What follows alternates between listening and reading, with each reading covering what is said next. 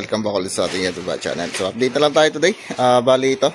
Kanina isa yung hinukaya natin dito sa may partition ng dalawang kwarto para sa ating room 2 at room 3. Then hinukayan rin natin yung ating foundation. So nilaglagan rin natin siya ng aparelya. Saka binuhusan na rin natin saka ginawa natin siya ng poste. So yun, bali nagpo-forma kayo sa foreman dito. Yan. So ito naman po yung abubuhusan natin, yung sa loob naman. Are. At saka ito. So last time kahapon ito po yung kanilang binuhusan. So ito binaklas na rin kanina yung foreman natin. Ito at saka dito mga master. Are. So okay na, bubuhos natin. So ito naman po yung abubuhusan natin ngayong araw. Bali ito is binuhusan na kayo ng umaga. Ito mga master, itong poste na to. So ito naman yung abubuhusan natin ngayon. Then nakasabay na rin yung ating mismong puting ng ating rito na poste sa ating partition na dalawa. Okay? Okay, so halo na tayo.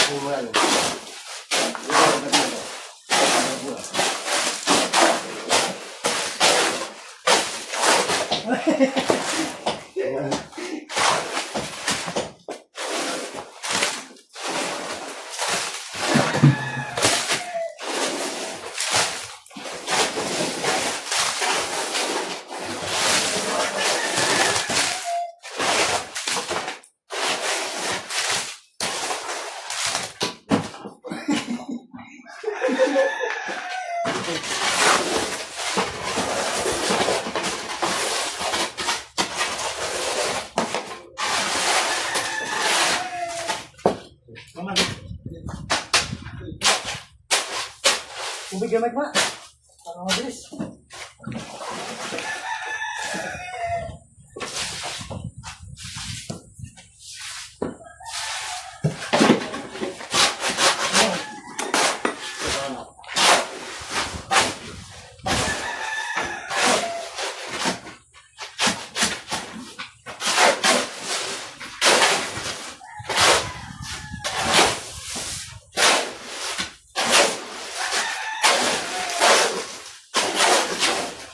Jadi gamit.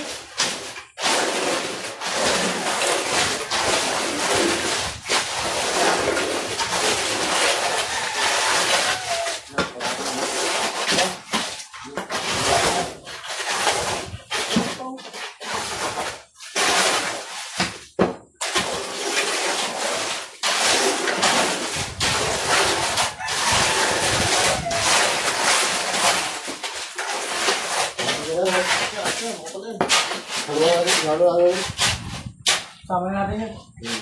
Mayroon natin ito.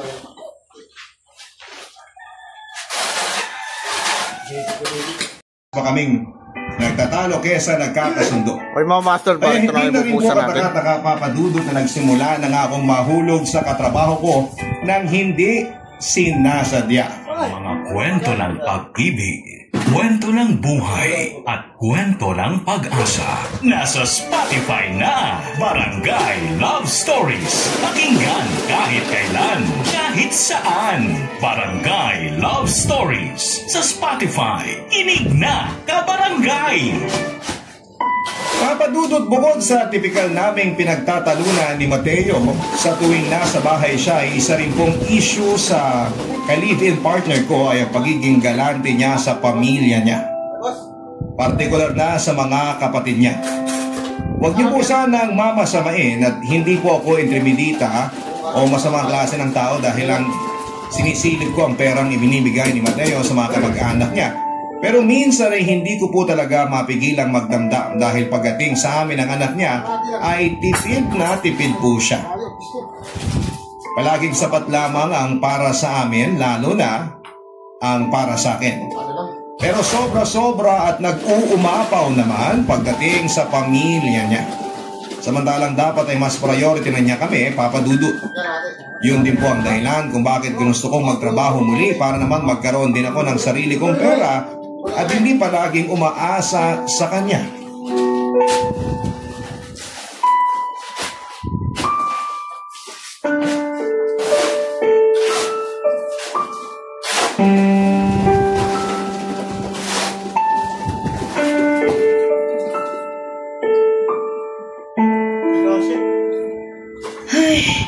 Naku, paubos na palang gatas ng anak natin, Mateo.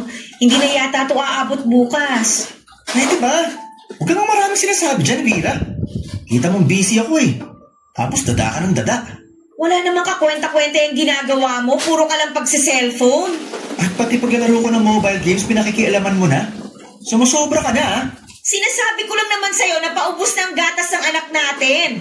Tapos nagagalit ka na dyan. Kung ayaw mo palang naiistorbo sa paglalaro mo, bigyan mo ako ng pera at ako na lang ang bibili ng pangangailangan ng anak mo. Ano ka mo? Bakit kita bibigyan ng pera? Anong assurance ko na hindi mo lulustayin sa walang kakwenta-kwenta ang pera ko? Napakakapal naman ang pagbumuka mo para pagbintangan ako ng ganyan, Mateo. Hindi ko na yata nagugustuhan ng tapos ng dila mo lintik ka. Basta. Hindi pa rin kita bibigyan ng pera. Wala akong tiwala sa'yo, no? Ako nang bibili ng gatas. Tsaka iba bang kailangan ng anak natin? Alam mo, sumusobra ka na talagang buwisit ka! Aray! Itigil mo na nga yan! Nung nakaraang araw, sinabihan mo kong siraulo at possessive. Ngayon naman kung makapagsalita ka, akala mo ginagastos ko kung saan-saan ang perang nakalaan para sa anak natin! Sobra ka na! Hindi tama na pagsalitaan mo ako ng ganyan! Bakit? Simulat sa pool, ako naman ang bumibili ng mga kailangan ng anak natin, di ba? Pati ng mga kailangan dito sa bahay. Ano ba ang punto mo? Hindi ako marunong mag-budget, ganon? Ano ba namang klaseng utak meron ka, Mateo? Hindi ko nilulustay ang pera mo! Alam ko na pala kung bakit ka nagkakaganyan. Yan siguro ang sinasabi sa'yo ng pamilya mo, no? Obvious naman na Oh! Ano, tama ako, di ba? Pwede ba? Huwag mo ang idama yung pamilya ko rito. Labas sila rito, Vera! Akala mo ba talagang tanga ako, Mateo? Akala mo ba hindi ko nararamdaman na mainit ang dugo nila sa akin? Lalong-lalo na yung nanay mo? Kasi pakiramdam nila, inago ka namin ang anak mo sa kanila. Bakit ba ganyan ang tingin mo sa lahat ng tao sa paligid natin? Ano? Wala na bang matinong tumatakot dyan sa kokote mo, Vera? Ikaw ang hindi matino sa ating dalawa eh. Ikaw din na nagpapalala sa mga simpleng bagay na dapat pinag-uusapan lang natin ang mahinahon. Ewan ko ba sa'yo? Nagbago ka na talaga. Hindi na kita kilala. Hindi na ikaw yung dating lalaking minahal ko. Huwag mo nga akong linyahan ng ganyan.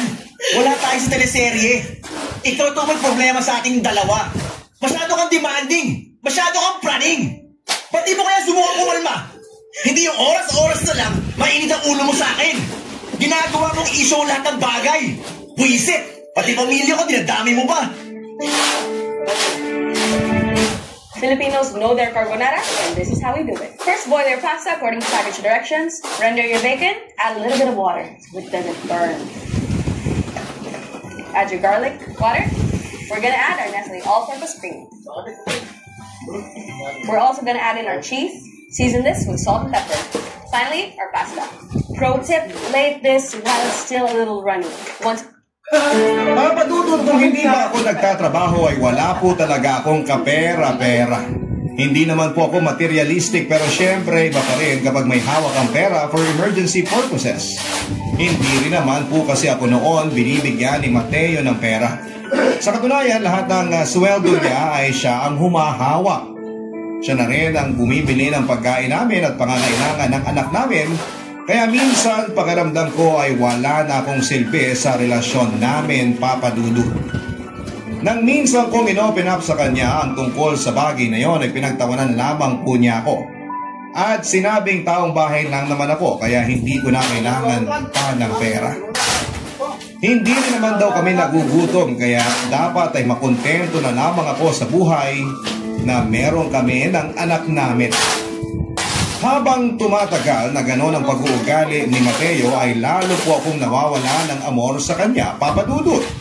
At ng mga panahon na madalas na kaming nagkatalo, mapapersonal man o sa telepono ay napapadalas na rin po na si Hector ang naging takbuhan at sumbungan ko.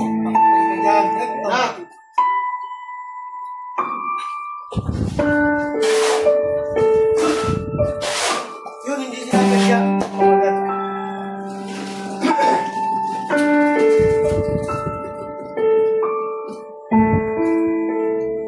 Sumusobra na talaga ang lalaki yun sa mga pinagsasabi niya sa'yo, Vera. Mabuti na lang at destino ulit siya dahil kung hindi, baka masugod ko siya sa inyo at masapak sa mukha. Ikaw talaga, Hector. Puro ka biro. Sino may sabi sa'yo na nagbibiro ako? Seryoso ako doon. Ang dapat sa bibig ng lalaking yun, pinapadugo. Hector, mali ba ako? Ang sa akin lang naman kasi, malalaki na yung mga kapatid niya. Pero kung babyhin niya, kala mo wala siyang sariling pamilya. Kung tutuusin, hindi naman yun ang unang beses na nag-aaway kami tungkol sa pagiging galante niya sa mga kamag-anak niya. Siyempre, wala namang masama doon, di ba? Pamilya niya yon. Kaso sana ilugar naman. Kung magpamudmud siya ng pera sa mga yon, akala mo napakayaman namin. Ako ang kinakasama niya at nanay ng anak niya, ni hindi niya mapagkatiwala ang bigyan ng pera. Kahit man lang pambili ng pangangailangan ng anak namin. Tapos, pagdating sa ibang tao, ganun ang ugali niya. Napaka-unfair lang kasi. Kahit naman sana ang gulo tignan, hindi patas ang trato sa'yo ng tarantadong yun, Vera. Kaya dapat sinusoplak talaga yung Mateo na yan para matauhan. Hindi ka dapat niya ginaganyan. May damdamin ka. At katulad nga na sinabi ko sa'yo noon, hindi mo deserve ang ganung lalaki. Habang tumatagal, parang nawawalan na ako ng tiwala na magiging maayos pa ang pagsasama namin ni Mateo. Para sa akin, Alright mga master, so bali tapos na. Okay, bali binuhusan natin yung isang poste, okay na rito. Tsaka yung dalawang poste rito, tsaka doon sa dulo. Then dito naman isa diretso na tayo. Patong ng hollow block para matibay yung kain ng ating hollow block dito. So bukas isa continuation tayo rito ng pag-aasinta para dito sa ating magiging partition ng division dito sa dalawang kwarto natin. So ito yung magiging room 2 natin, ito yung magiging room 3. So yung natin doon ay binutas, yun po yung magiging CR natin. So dyan yung kwarto natin, doon ang lababo. Okay, so yun lang muna, habang na-update ko kayo dito. So thank you po.